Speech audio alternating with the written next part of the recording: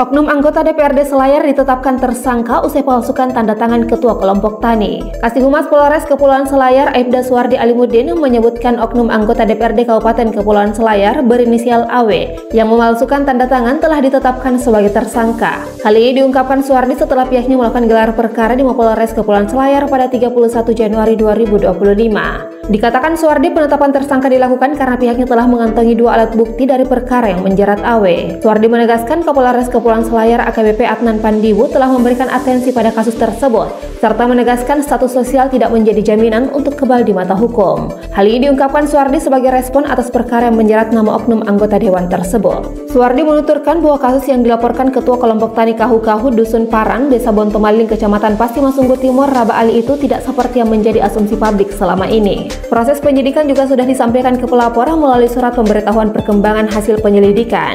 Ketua Kelompok Tani Kahu-Kahu Raba Ali menceritakan kronologi kejadian bahwa saat itu datang penyuluh pertanian di desanya meminta agar setiap kelompok tani memasukkan berkas untuk mendapatkan bantuan mesin pompa air. Dari berkas tersebut diminta memasukkan keterangan kepemilikan lahan. Dari situlah terjadi pemalsuan tanda tangan.